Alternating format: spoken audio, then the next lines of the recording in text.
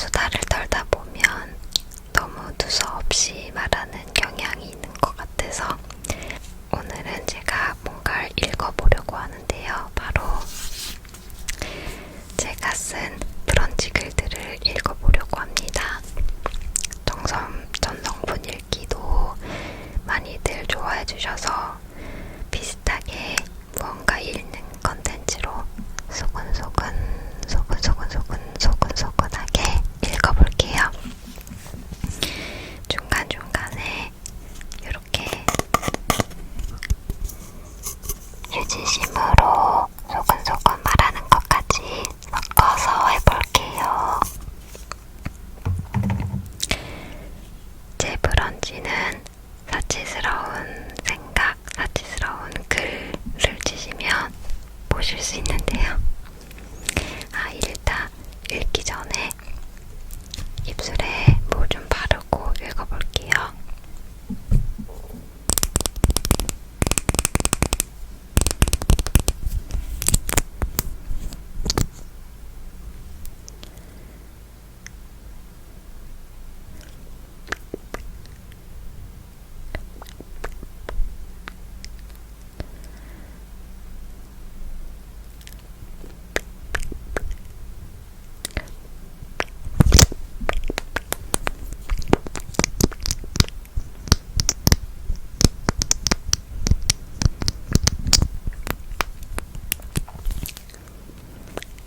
어뮤 줄 건데 되게 맛있어요, 이거. 그럼 지금부터 읽어보겠습니다. 제가 핸드폰으로 촬영 중이라서 아이패드를 갖고 왔어요. 이렇게 아이패드로 글을 읽어볼 건데요.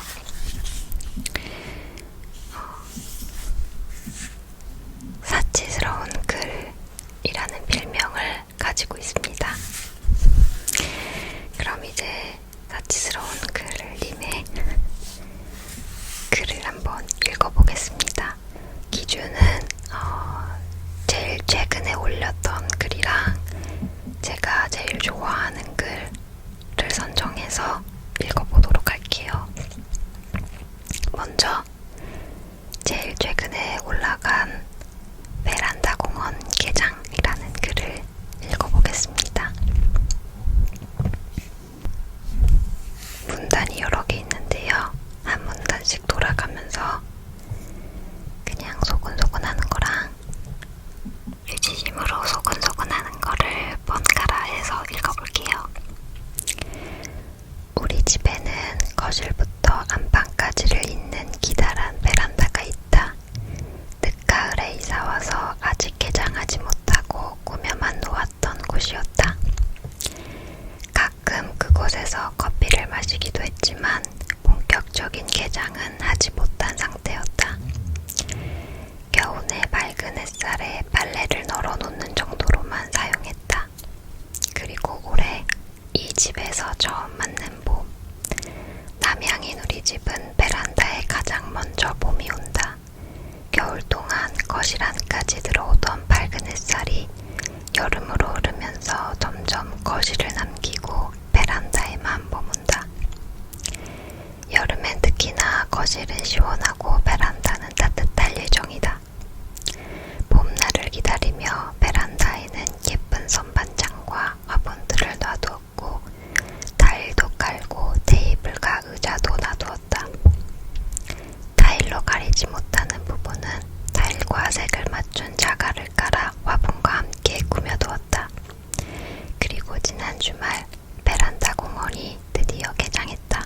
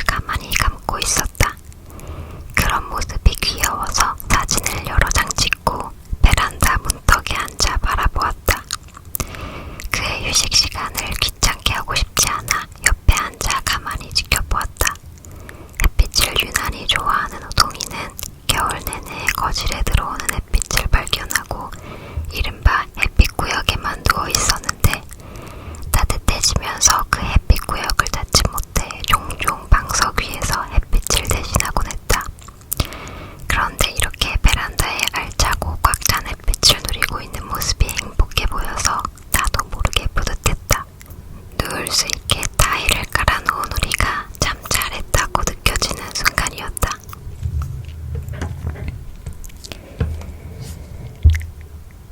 그 이후로 종종 우리 가족은 모두 베란다에 앉아 햇빛을 쬐는 시간을 늘려갔다.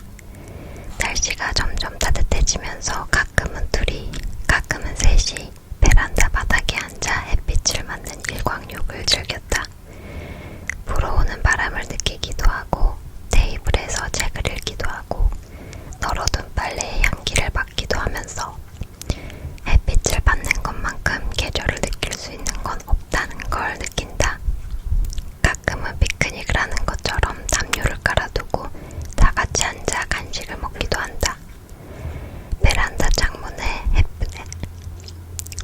창문에 핸드폰을 걸쳐두고 음악을 틀어놓고 누워있기도 했다. 역시 공원에서는 피크닉이지.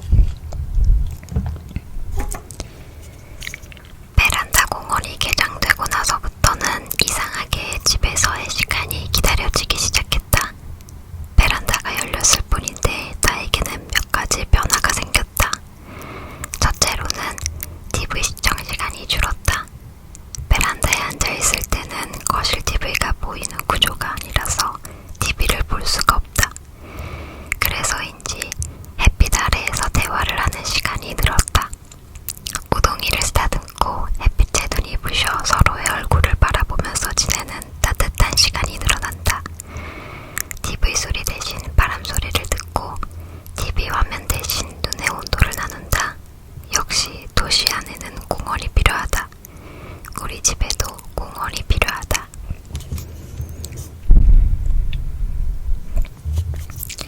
두 번째 변화는 음료에 관심이 생겼다는 것이다. 이상하게 베란다에 앉아있으면 뭔가 여유가 있어져서인지 손에 무언가 들고 마시고 싶다는 생각이 든다.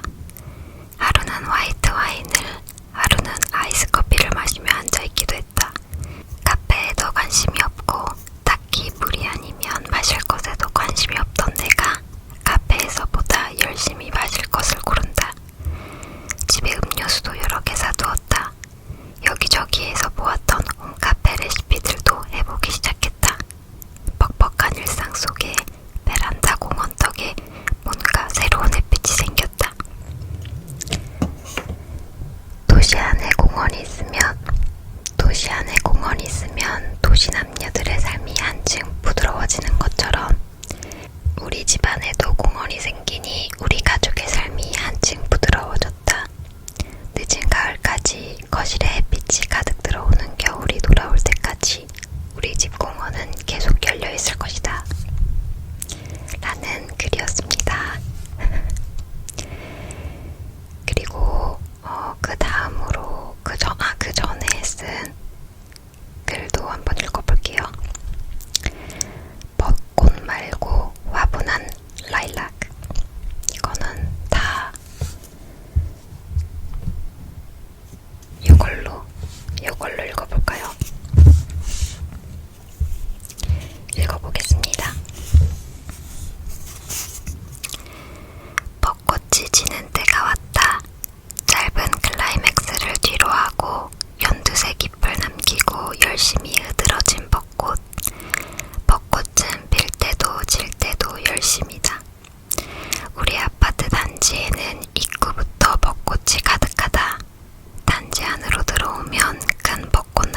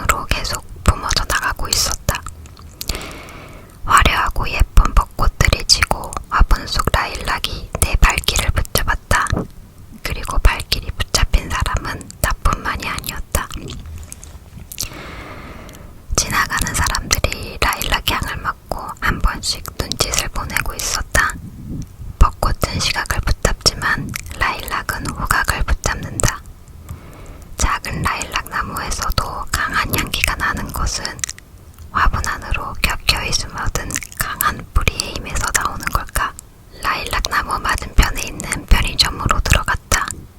이 편의점은 바깥에 먹을 수 있는 테라스가 있는 곳이었는데 종종 동네 사람들이 앉아 커피를 마시기도 하고 하교한 학생들이 앉아 컵라면을 먹기도 한다. 한 번도 이곳에 앉아 있어야겠다는 생각을 하지 않았던 내가 라일락나무를 보려고 앉는다. 가만히 앉아 바람에 산들거리는 라일락나무와 향기를 맡는다. 그 향기를 해치고 싶지 않아 향이 나지 않는 그냥 물을 사와 마신다. 왠지 모르게 기특한 라일락나무라는 생각이 든다. 벚꽃 콘서트가 열리는 아파트 단지 공연장 밖으로 작은 버스킹 공연을 하고 있는 싱어송라이터 같다 기특한 생각이 든다. 내가 바로 그 공연을 보고 있는 사람이라면 좀 더 열심히 응원해주고 싶다. 그 작은 화분 속에서도 잘 피어났다고. 벚꽃은 지고 꽃잎을 뿌려대지만 너는 향기로 날 이곳에 앉혀놓았다고. 출근길에 사진을 찍히지는 못하지만 사람들에게 작은 즐거움을 주는 것은 너도 똑같다고. 더 멀리 뻗어서 건물을 가릴 만큼 큰 나무가 되어보라고. 그리고 다시 집으로 돌아오는 길, 벚꽃나무 길을 지난다. 이 벚꽃나무가 있어 라일락나무도 보인다. 라일락나무가 있어 벚꽃나무도 보인다. 벚꽃나무가 지면 라일락과 절쭉의 향기가 온 단지를 덮을 것이다. 30대 중반을 지나고 있는 나는 점점 시간이 지날수록 사람들이 어떻게 살아왔는지 보일 수밖에 없는 나이가 되어가고 있다. 20대를 어떻게 살았는지, 작년을 어떻게 살았는지, 어제를 어떻게 살았는지 알 수 없고 알 수 있어도 모두 비슷했던 10대, 20대의 그 나이가 아닌 아직 불안한지, 멈춰 있는지, 쉬고 있는지 모든 것이 보이는 나이가 온다. 그 속에서 나 또한 때로는 불안함에 휩싸이기도 하고 내가 가졌지만 다른 사람들은 쉽게 가지지 못하는 것을 보며 안도하기도 한다. 때로는 더 많은 것을 가지고 싶고 그 속에서 열등감이 피어오르기도 한다. 요즘은 그런 감정이 더 많이 드는 때라 무언가 열심히 시도해보곤 하는데 생각만치 결과가 나오지 않아 낙심하던 때였다. 그런 마음으로 헬스장에 가니 자꾸만 눈앞이 흐려지는 것이다. 그런데 이 라일락나무가 나를 일으켜 세웠다. 내가 있는 곳이 작은 화분이더라도, 내가 작은 골목에 있더라도, 벚꽃에 가려져 뒷골목에서 간판 사이에 꽃을 피워야 하는 나무라 하더라도 모두 예쁘다. 똑같이 소중하다. 모두 행복이다. 언젠간 나도 더 큰 화분으로 더 높은 간판을 가려서 올라갈 것이다. 화분에 라일락나무를 심어둔 누군가가 이제 많이 컸네. 마당에 심어야겠어. 라고 말하기까지. 이런 글이었습니다. 약간 감동적인 글이죠. 그리고 마지막으로 하나 더 읽고 싶은데요.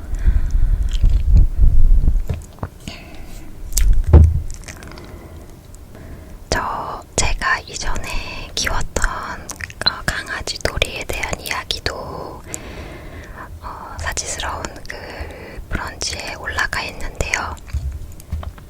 다음이랑 카카오톡 메인에도 올라갔었어요. 근데 시리즈가 너무 많아서 여기서 다 읽기는 어렵고 시간이 되신다면 한번 들어가서 읽어봐 주시길 바랍니다. 제 글 중에 되게 꾸준히 인기가 있는 글이 있어요. 21년도에 쓴 글인데요. 제가 친구랑 맥주 한잔하다가 이제 나왔던 대화를 쓴 글인데 이게 의외로 조회수가 굉장히 꾸준히 잘 나오고 있더라고요. 지금 거의 4년이 지난 글인데도 조회수가 많이 나와서 7,800개 정도 누적 조회수가 쌓인 글인데 이걸 마지막으로 읽어보도록 하겠습니다. 제목은 헤어지고 가장 위로가 되는 말. 불가항력적이었어, 이건. 이라는 연애 관련 이야기입니다. 한번 읽어볼게요. 이것도 약간 통화하는 것처럼 읽으면 좋아서 얘를 사용해서 중간중간 읽어볼게요. 읽겠습니다. 약간 갑자기 좀 부끄럽네. 본 글은 최근 필자의 친구와 맥주 한 캔에 담소를 나누다 필자 본인이 한 말을 적은 것입니다. 약간의 쥐중진담이 섞여 있습니다. 함께 위로가 되시길 바라며. 반말로 쓰여진 글입니다.